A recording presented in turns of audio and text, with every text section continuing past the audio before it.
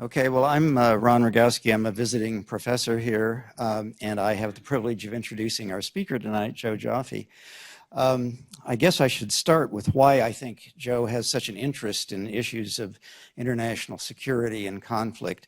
Americans love the myth of being born in a log cabin, but Joe was actually born in a hut between the contending Russian and German armies in March of 1944 to a Jewish family just huddling and trying to survive. Obviously, they did.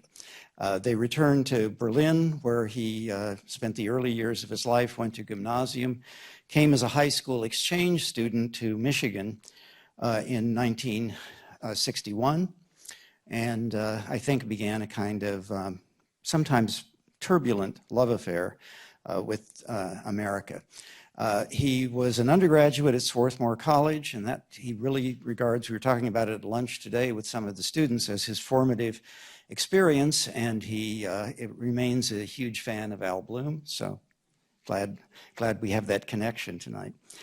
He did his PhD at Harvard in 1975, and Theo Zomer came over from Die Zeit and interviewed him for a newspaper job. And as Joe tells the story, the interview was conducted somehow entirely in English. And after they got to the end and Theo was ready to offer him the job, he paused a minute and he said, "Joffe, you do speak German, don't you?" and yes, he did. So he went to work for Die Zeit, and then in 1985 he moved to the Süddeutsche Zeitung in Munich, then came back in 2000 to Die Zeit as a co-editor, an amazing troika of him, Helmut Schmidt, the late and great, and Marion Gräfin Dönhoff, and then later became publisher. He became known, I think, even in the Süddeutsche years as a kind of pillar of political incorrectness in Germany. He was unfashionably, if hardly uncritically, pro-American. And he also tells the story of teaching in those years at the University of Munich and getting into a kind of shouting match with the students who disagreed with everything he had to say. And finally, he said, "Okay, let's stop. Start with fundamental rules of logic." And one shouted from the back of the room, "Nein, Logik ist bürgerliche Ideologie." Logic is bourgeois ideology. Okay. So it was hard to deal with that at the time, but he survived somehow. So after lecturing stints at Princeton, Dartmouth, Harvard, Johns Hopkins, various visiting appointments, he really took up a second career as an academic, sort of half-time academic at Stanford. In 2004, was a visiting professor originally and holds a professorial appointment since 2007. He's also a fellow of the Hoover Institution. He's become pretty well known in the US as a public intellectual. It's published in places like the New York Review of Books, the New York Times, the Wall Street Journal, and even sort of slumming, the Los Angeles Times. I'm speaking as an Angelino. And he's the prolific author of some highly influential books, most recently, The Myth of America's Decline, Politics, Economics, and a Half Century of False Prophecies. Among those false prophecies are that Russia was going to overtake the United States, then Japan was going to overtake the United States and become number one. Now China is going to overtake. And there's always an alleged parallel to Germany's overtaking Britain in the 19th century. But Joe, in that book, has noted that America's GDP remains twice that of China, and that its share of world GDP has remained almost constant at around 25%. From 1970 to the present day, even while Europe's, Japan's, and Russia's shares have all declined. Now, just to give you an example of Joe's gift for metaphor, let me give you the metaphor that he uses to describe this situation. I'm quoting directly. "Yesterday's great powers all lived in similar-sized apartments and on the same floor. In the 21st century, America occupies the penthouse across the entire 16th floor, while China and Japan dwell in a much more modest place on the 7th and 6th floors. On the 3rd resides Germany, France and Britain are on the 2nd, and India has just moved up one flight from the basement." I'm not sure that does justice to India. He definitely sees the US as a kind of indispensable power and has become known as for the pacifier theory of American presence in Europe. He's received numerous prizes and distinctions, most importantly the Theodor Wolff Prize, Germany's equivalent of the Pulitzer, the Ludwig Börne Prize in Essays and Literature, and the German Federal Order of Merit. Perhaps most proudly, he holds an honorary doctorate from Swarthmore College. So we're privileged tonight to hear him speak on the end of history, new conflict, new players, and old ambitions in world politics.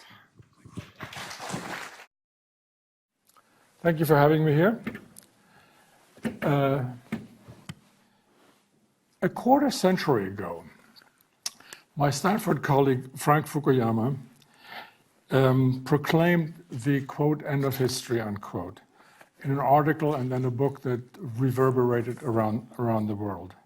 And the short take of this whole book was that democracy and the free market had won, the ideological wars of the 20th century were over, Nazism and communism were safely buried, and the future now belonged to the liberal democratic faith of the West. 25 years ago, it has to be admitted, this was not a fairy tale. The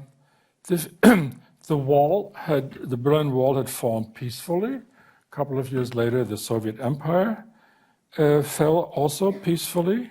But the problem was that this happy end lasted only for about 10 years until the end of history was over on 9/11 when New York's Twin Towers went down in flames.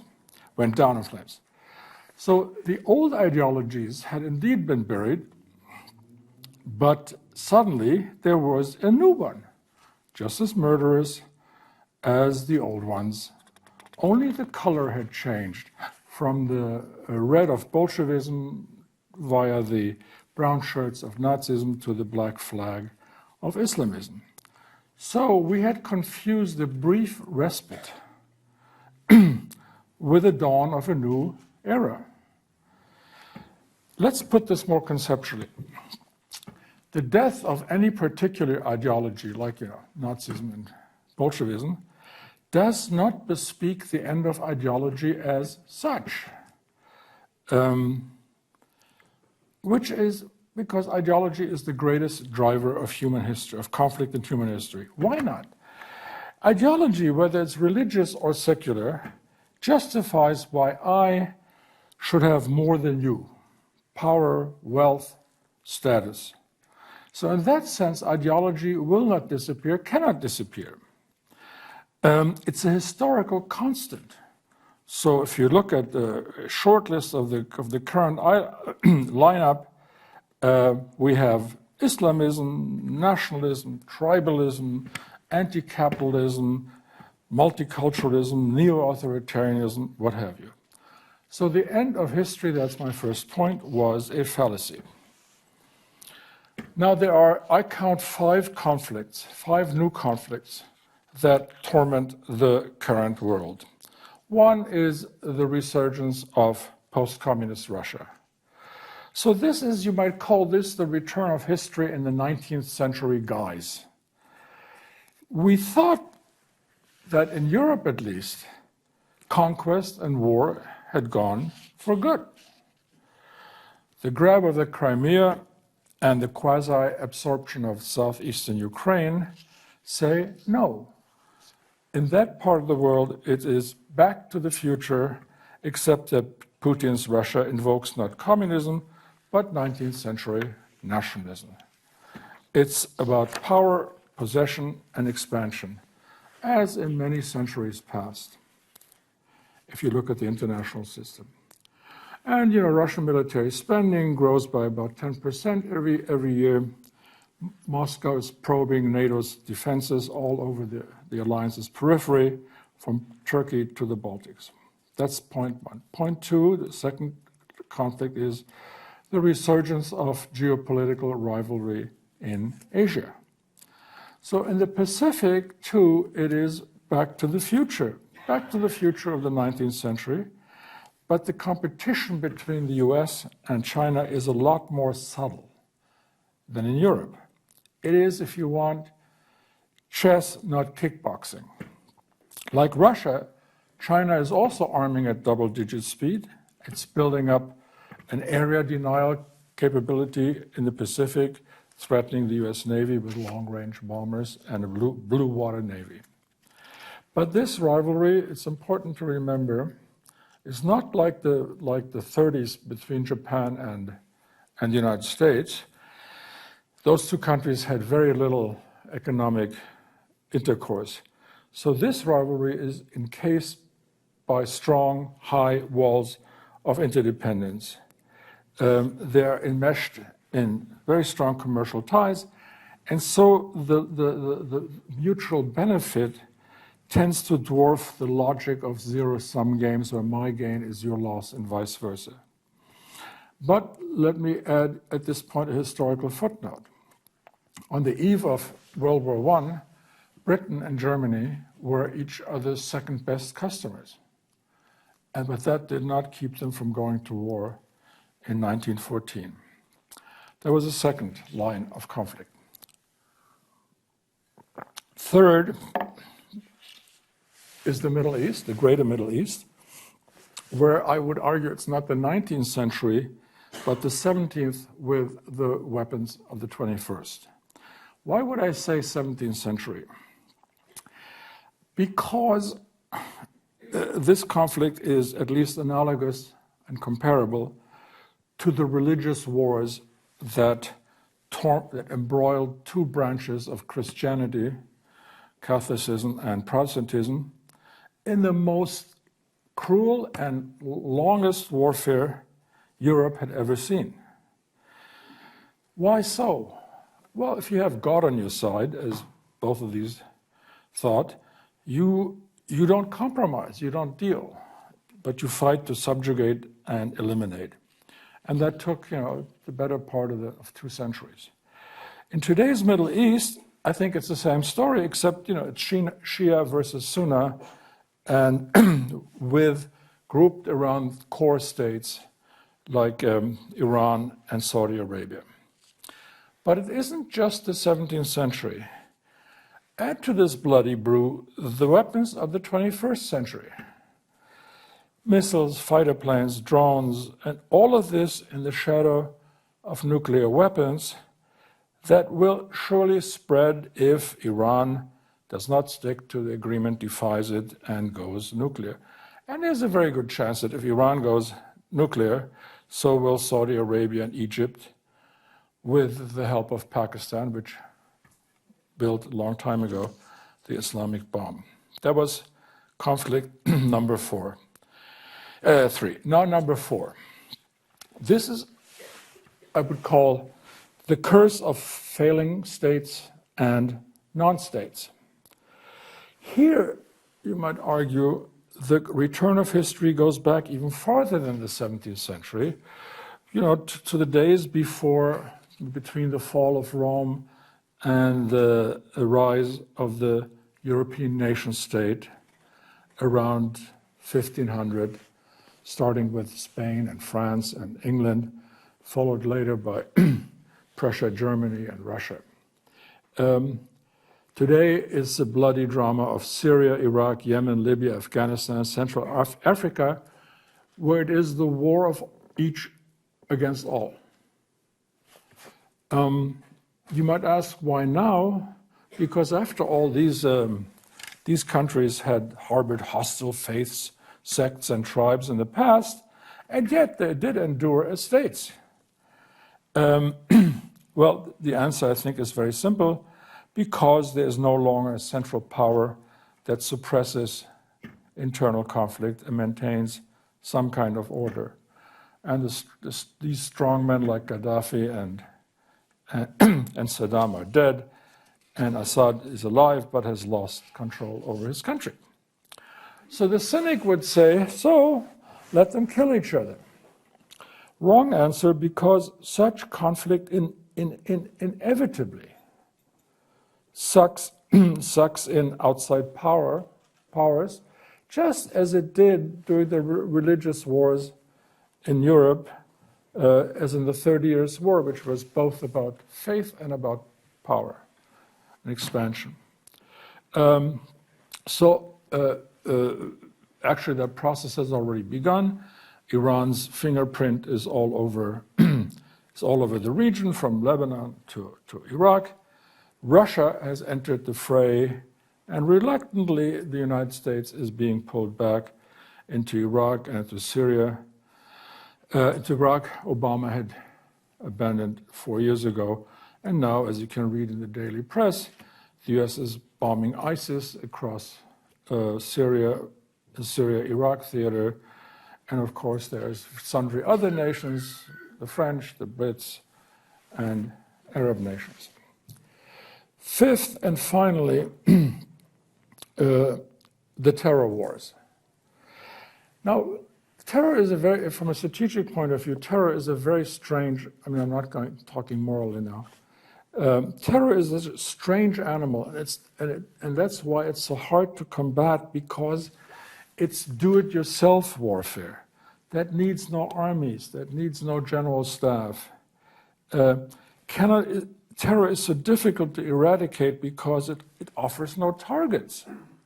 Just a handful of men willing to die for the greater glory of their God. Also, terror has no return address. Hence, it can't be targeted.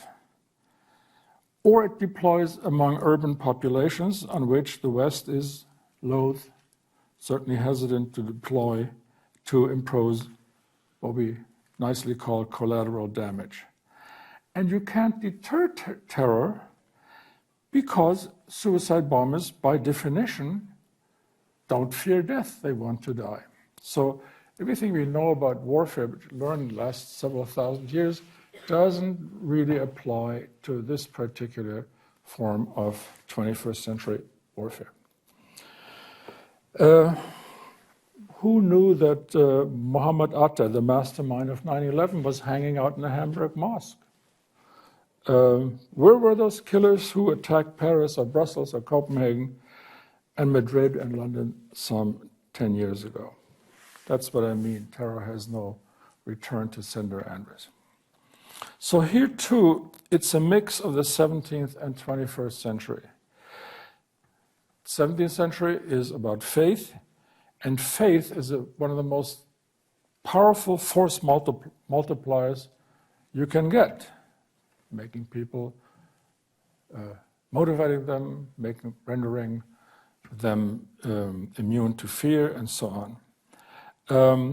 You might say, go back even to the age of, as far as the mix of the 17th and 21st century, faith-based warfare also was true for the Islamic conquest of North Africa and all the way to Persia and to Spain. Faith is a very powerful force multiplier. So that's the 17th century again. But then shift forward to the 21st and look how skillfully ISIS uses the social media. When the Islamic State burns a Jordanian pilot alive, it's not enough. It puts the gruesome show on YouTube and Twitter. So this kind of terror we are talking about is both the very old and the very new. That's the point. It's MTV plus low-tech hunting knives. It isn't enough to murder and maim. The whole world has to see and watch and be terrified, according to the classic motto of terror, quote, the propaganda of the deed, unquote, first promulgated by Russian anarchist Mikhail Bakunin. So those are the 5 new conflict lines. Second part, I want to ask, what is the upside, if any? Well, I think there may be 3. First of all, it is not clear at all to me that the past will prevail. Take Russia. Eventually, Mr. Putin will have to look at the balance sheet, and he may notice that, yes, he's winning on the battlefield, but he's losing at every other gaming table. Why? His economy is in a tailspin. $150 billion left the country last year, escaped, And this year it was, in the first 3 months, it was 50 billion, just in the first 3 months. Worse than that is now Putin must look at the balance sheet and watch and total up the brain drain, the flight of brains. About 250,000 Russians left in 2014 as compared to only 30,000 the year before. Now you might think that Putin would have better things to do with his dwindling resources than take on the Crimea as a welfare case. It's costing him billions. And that tells you something about how the world has changed. Because in the old days, Ukraine was the breadbasket of Europe. Every conqueror always wanted to have Ukraine because of these endless cornfields. So it used to be the breadbasket of Europe. Today, it's a basket case that must import food. So Putin should have known that conquering land, as in the old days, does not add to riches, as it did in the old days, but to unbearable expenses. Now, German Chancellor Helmut Schmidt, who just died a couple of weeks ago, at the age of 96, maybe all reached that age, liked to quip, "So the Soviet Russia is an upper volta with nuclear weapons," unquote. Indeed, Russia is a kind of third world country with a very sophisticated arsenal of arms. But it doesn't have the weapons that conquer modernity. What are these? Capital markets, technology, the freedom to think and debate, the rule of law. Instead, what you get, instead of free markets, you get the Kremlin practices a kind of klepto-capitalism that has cut itself off from the rest of the world, which, by the way, is the very opposite of the Chinese approach. So, back to the future of the 19th century is the wrong choice for a country that will decline unless it joins the global knowledge economy. And in addition, something which is less well known, Russia is a demographic horror story. With a shrinking population, shrinking even faster than the Europeans, and a life expectancy, these are some amazing numbers, lower than in some African countries. So imagine that for a moment that Putin had put his money not in geopolitical adventure, but in public health. Or sent his students abroad, starting with NYUAD and others, like those 50,000 Chinese students currently studying in the United States. Now that would have been an investment in real 21st century power. That's one point. The first point I made is he may be looking good, but not in the longer run. The second point, which is semi kind of good news, is the future of Islamist terror. Remember one thing: Al Qaeda and et al. Were on a roll as long as they exploited the unique advantages of asymmetric warfare, which, to repeat, it's hit and run, leave no tracks, melt back, quote, swimming like fish in the water, unquote, as Mao Zedong famously put it. Now, with the Islamic State, and that's a new chapter in the story, and terror is a very old story, by the way. With the Islamic State, terror has cast off these advantages. Because once you have a capital, Raqqa, or Mosul, you have an address that makes you vulnerable.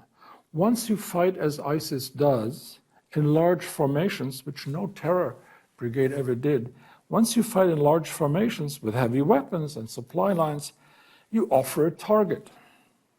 So asymmetry turns in favor of the West and its Arab allies with their sophisticated air forces, and precision weapons. So it does so at least theoretically because current US strategy has not quite grasped this point. And the following numbers will explain what I mean. The air campaign has averaged about 15 strikes a day in Iraq and Syria in the first half of this year. NATO's air war against Libya in 2011 carried out 50 strikes per day. The number for Afghanistan in 2001 was 85 daily, and for the Iraq war in 2003, at least initially, about 800. So 50 times more than against ISIS.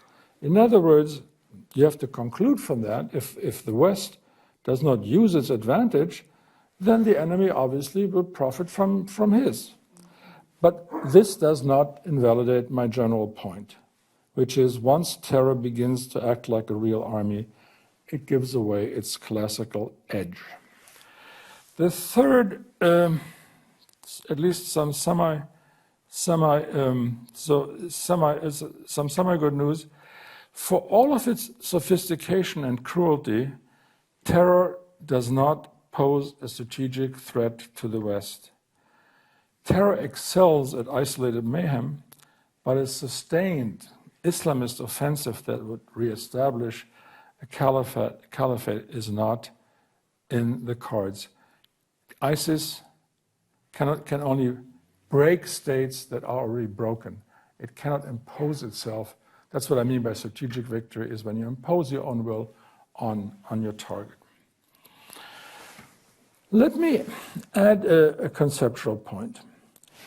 I argued in the beginning that Fukuyama turned out to be wrong, but another piece of good news is that at the same time Samuel Huntington came up with his famous book on the clash of civilizations, and I will now argue that he too, and that's a positive, turned out to be wrong. So he's my teacher and one of the smartest guys ever to come out of Harvard. Luckily, he was also wrong. Let me explain what I mean.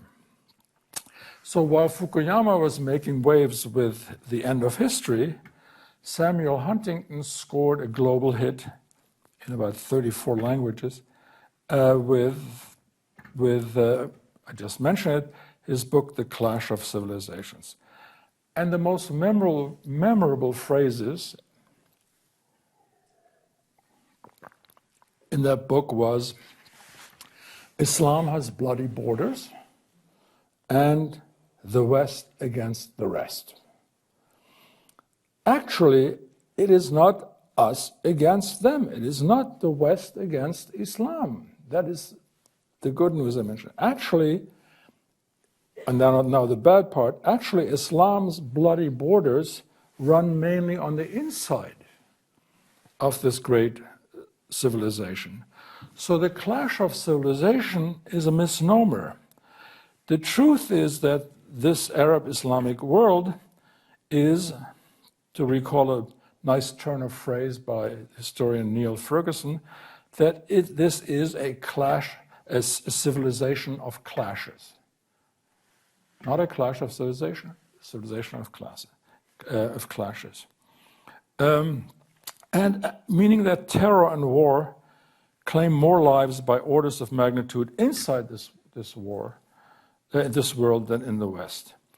So terror, it grabs the headlines and so on, but it's mainly Islam on Islam.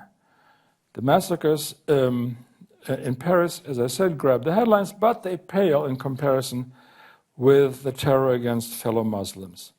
It isn't just hundreds of thousands of victims from Syria to Iraq and Libya.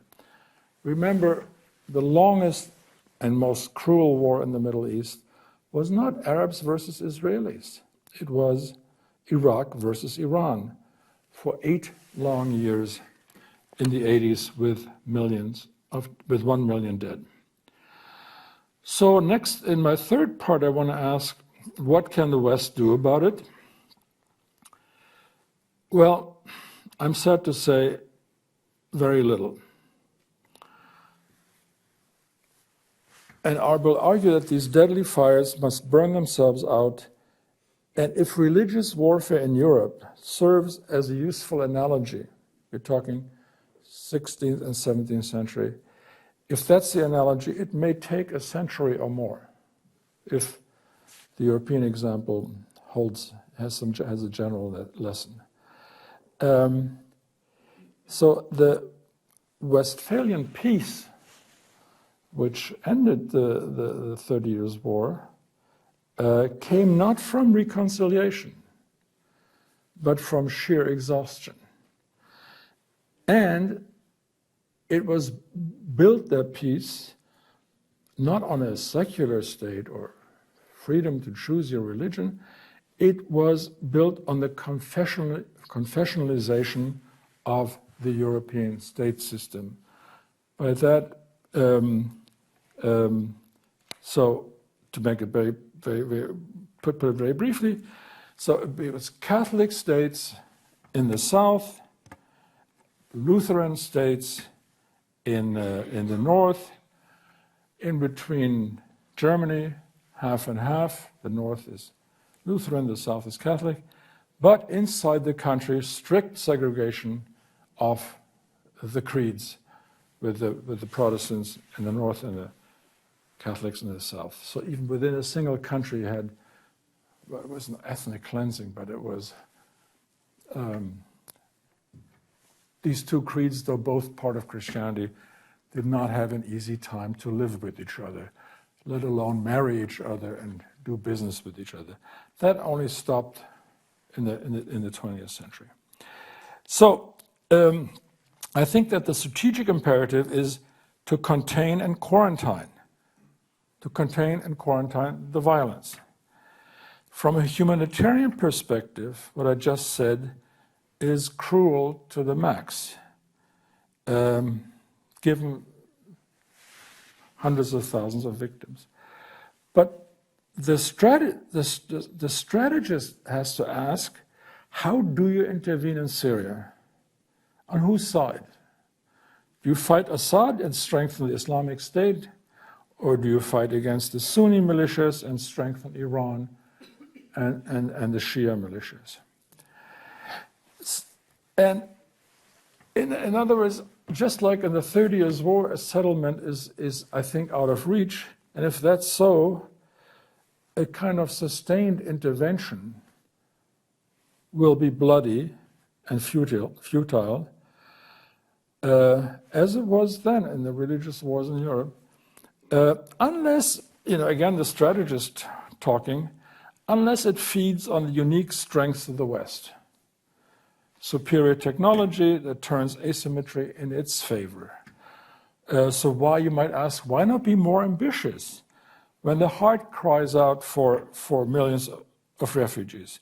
Well, the gloomy answer is that Iraq and Afghanistan have taught us that standoff weapons can kill with precision, but even massive ground armies cannot restore political order where sectarian hatreds have torn apart what are now failed states.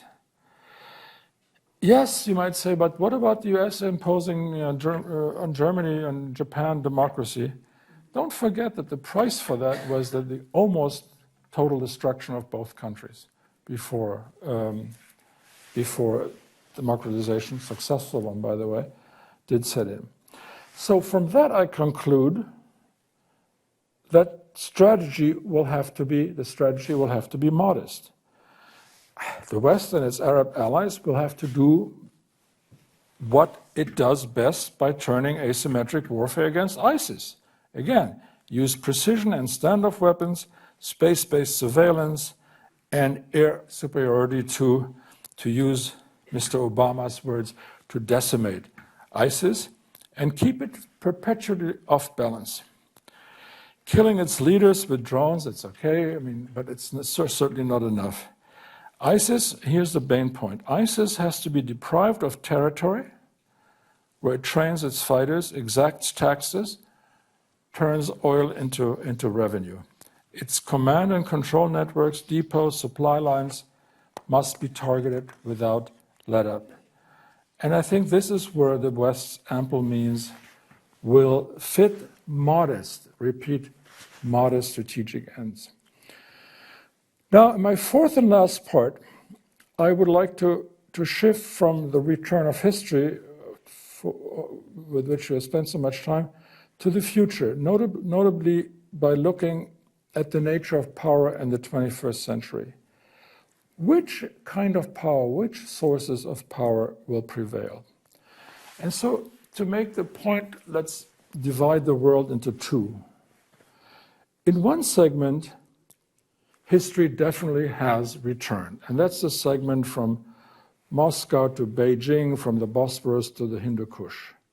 The other segment extends from Berlin to Berkeley, where, lo and behold, enormous historical transformation, where war has indeed become inconceivable, where the logic of cooperation and mutual gain has ruled for half a century and more.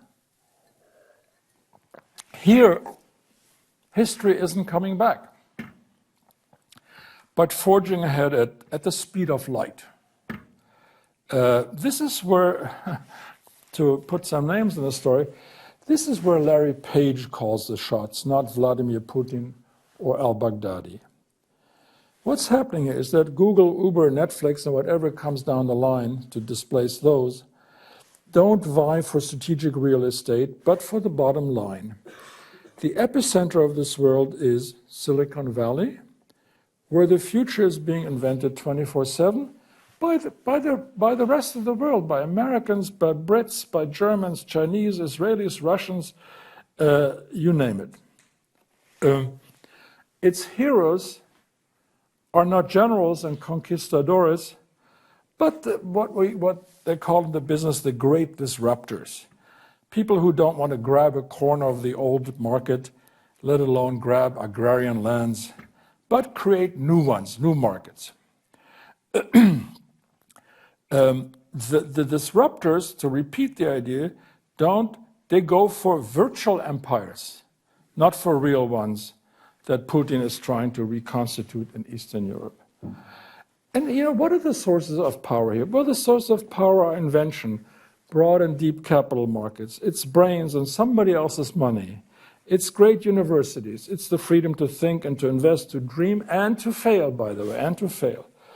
And these assets, I'm sad to say, are quite absent between Aleppo and Afghanistan. So from that, I conclude that Berkeley is the future while Putin is the past. And terror, remember that, no matter how spectacular, merely kills, it doesn't build. Next, in the old days, riches came from land in previous centuries, from the fields and forests above, and from coal and iron below, and from the people on it whom you can recruit to fight for you. It was perfectly rational in those days to conquer territories. They did add to power and wealth. Not today. Again, riches come from talents and skills, universities, laboratories, and the capital that turns knowledge into production. Neither Putin nor Terror International has what it takes to succeed in this world. And again, I have to repeat these, like the rule of law, property rights, independent judiciaries, peaceful alternation in power, unfettered media, a liberal state that provides order and security without suppressing ideas and initiative. Putin's Russia doesn't have such riches. And with universities like this one, NYUAD, the Arab Middle East has just begun to acquire them. China has, but China has stopped halfway. Because for all of its spectacular growth, in the past, mind you, it is now half of what it once used to be, for all of its spectacular growth, it will not have great universities without freedom of thought. Nor will it have a creative enterprise class as long as the Communist Party stays in control of what Lenin called the, quote, commanding heights of the economy, unquote. So how do you overturn old markets if the Kremlin controls them? How engage in creative destruction, as Josef Schumpeter famously put it, in a system that preserves the old and fears the new? How can talent and ambition win in a culture where personal ties and top-down power trump innovation? So it is the 17th and 19th century versus the 21st. It is religion versus reason, despotism versus freedom. In the long run, Putin and terror cannot win this game. But, as John Maynard Keynes famously said, in the long run we'll all be dead.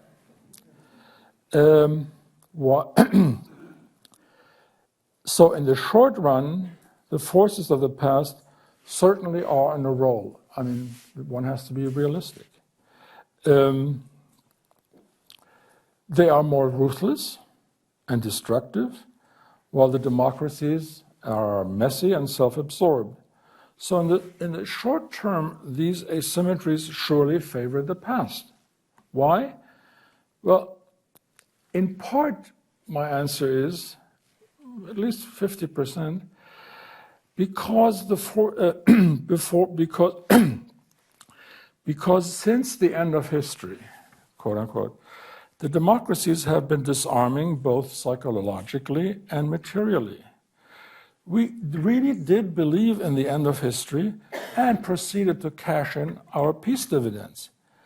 But ask yourself this, would Putin have invaded the Ukraine if there were still 300,000 US troops in Europe? Or would he have forged into Syria if the US had not withdrawn from Iraq? Give me a couple more examples from Europe. The German army is now down to 180,000, but before reunification, before the wall came down, it was 650,000. Britain, by the way, once used to rule the waves, you remember that? It now has 19 major surface combatants, I mean big ships, in other words, frigate and up. 19. On the eve of World War II, it had 250. That gives you an idea of, this was not during the war, on the eve of World War II. So the very Western culture that drives the future is not fully equipped to stem the return of the past. Europe, to repeat, really did believe in the end of history, but on its borders, power politics and war are back. And that makes it so hard to play for, in the Berlin-Berkeley belt, that makes it so hard to play civilized tennis while the bad guys lob back hand grenades.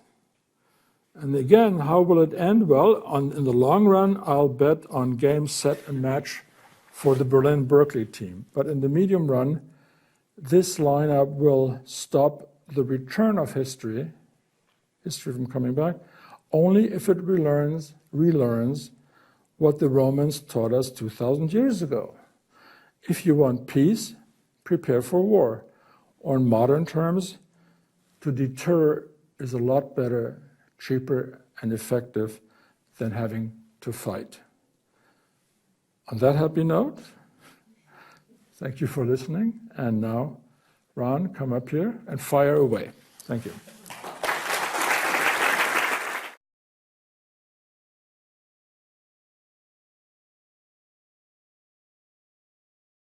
The big difference, it seems to me, from the 17th century is, and we're seeing it in the refugee problem, is that people can leave. One of the great books of the 20th century was Exit, Voice, and Loyalty. And if people have this exit option, that may actually take off some of the pressure to reform things at home. I mean, this has been the sort of US-Mexican story for a long time. Does that make a big difference that people can now so easily leave and try to find a better home, should we say, in the Berlin-Berkeley belt?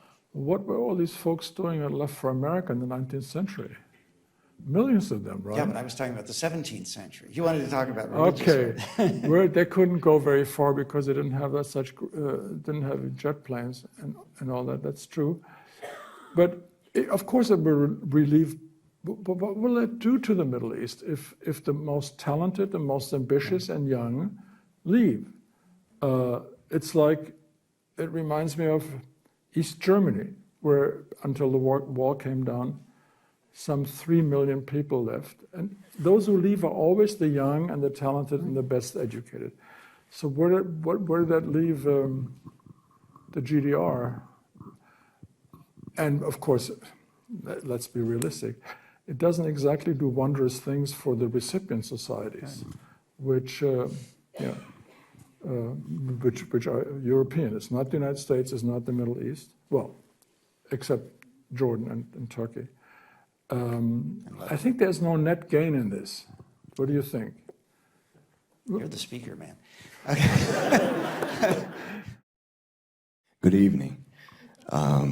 Thank you for your speech tonight. Yeah. A lot to unpack. You, for lack of a better term, dropped a lot of jewels, as we would say on the south side of Chicago, a lot of nuggets of wisdom. A lot of what?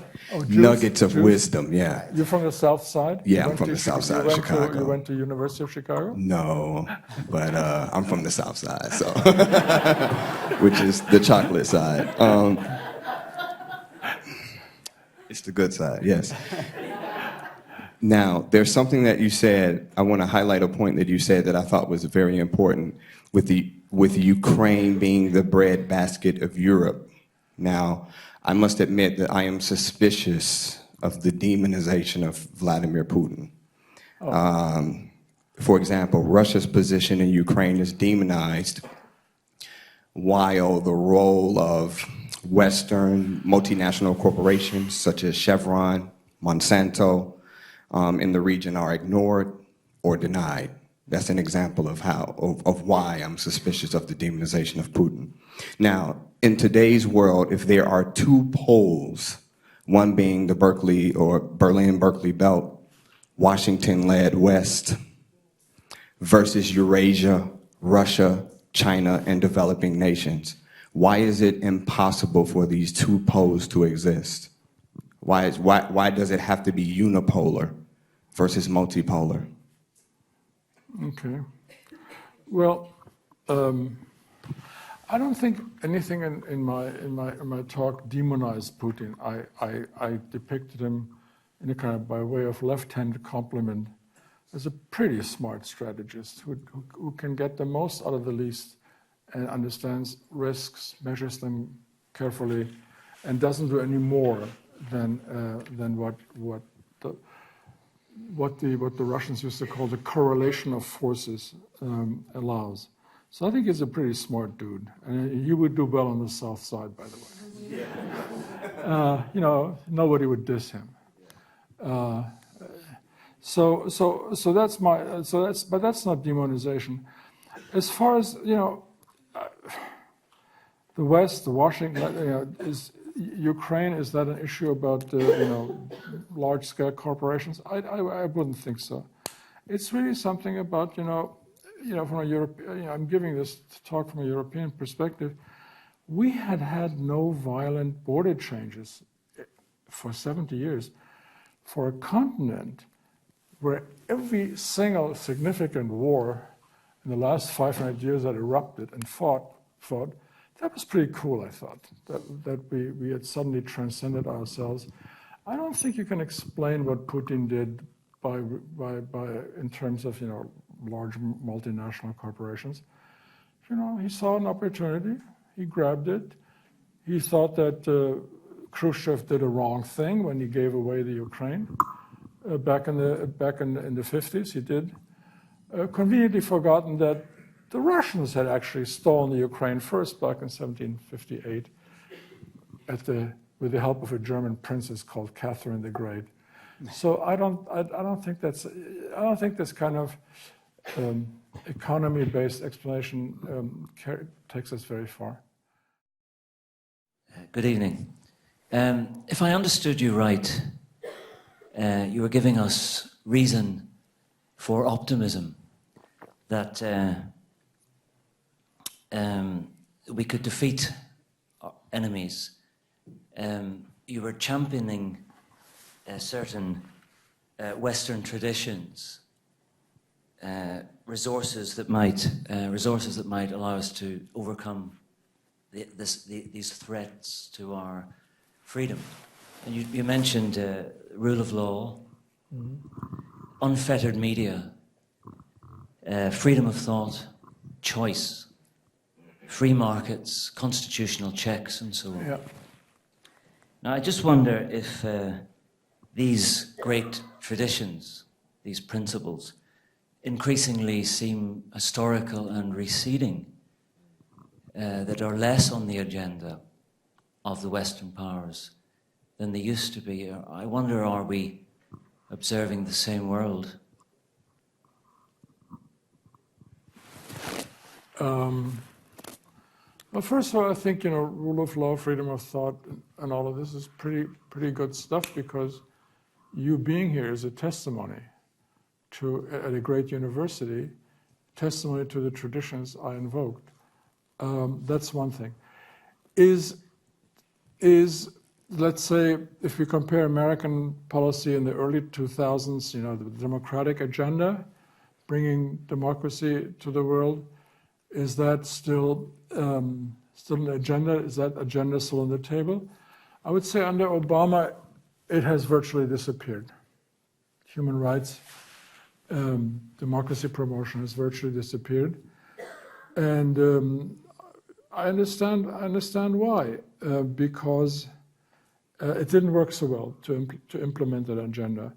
But if you're saying that the agenda as a whole is in recession, that in the sense that the West no longer believes in those things, I would only say, well, it may not spout it the way it was done in the early part of this millennium, but it certainly believes in it, because I wouldn't know what else to believe in. Because in the West, we've seen everything has been tried: fascism, Nazism, ultranationalism, communism, statism. These things haven't done too well. And so if you subtract them, and then by default, you're stuck with what the list I've come up with. And I'll stick to that.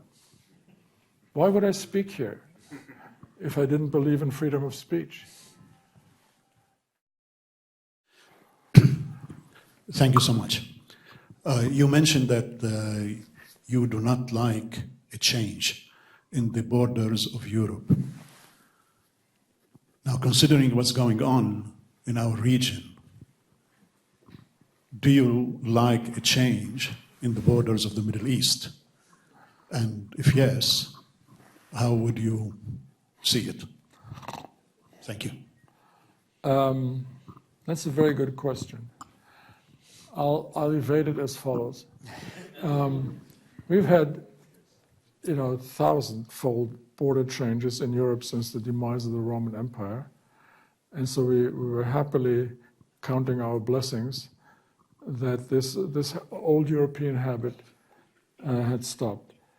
The borders in the Middle East are threatened, but as far as I can tell, I'm just looking around, they are still pro forma there. I mean, Iraq, Syria, Egypt, Jordan, Afghanistan, Iran.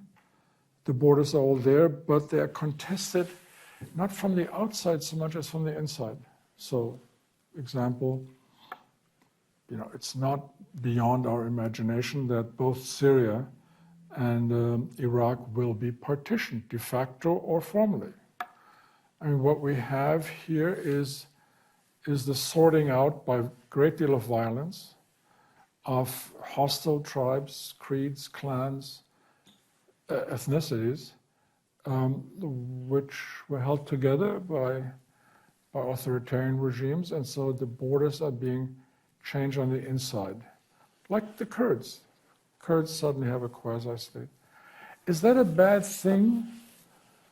Well, it's not if these tribes and clans and nations cannot live together.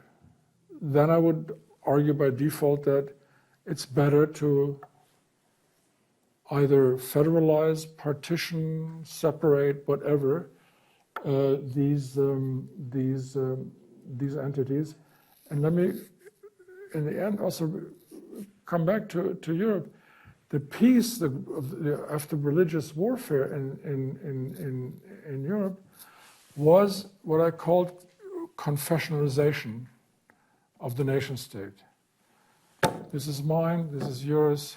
There's a famous line, you must have remembered that from high school, cuius regio eos religio, meaning the top dude decides you're going to be Protestant or Calvinist or this. So that war was ended by, if you wish, the separation of these hostile creeds. Historically speaking, not a bad thing that happened, considering the alternative in the 16th and 17th century. Hello, good evening, Professor. I'd just like to say this, in this power struggle that we face all the time, in this sledgehammer approach which destroys nations in between, the smaller nations, what this does is makes the most extreme and radical groups of a society rise and paves the way for the most twisted and mutated people to form these fundamentalist groups, which is how I believe ISIS came up. And what scares me most is that even if we were to eradicate ISIS or like rid them completely, can you give me some kind of solace that ISIS, the idea that ISIS created, will not spread like cancer and become impossible to exterminate? That's a wonderful question I wish you hadn't asked, because I can't give you any guarantees. But I don't want to start speculating about the nature of Arab Islamic culture, what Neil Ferguson called the civilization of clashes, but because especially since we in Europe did much better than the Middle East, all the way to World War II. I mean, that was pretty strong stuff. Also done in the name of faith, secular or religious, and strategic ambition.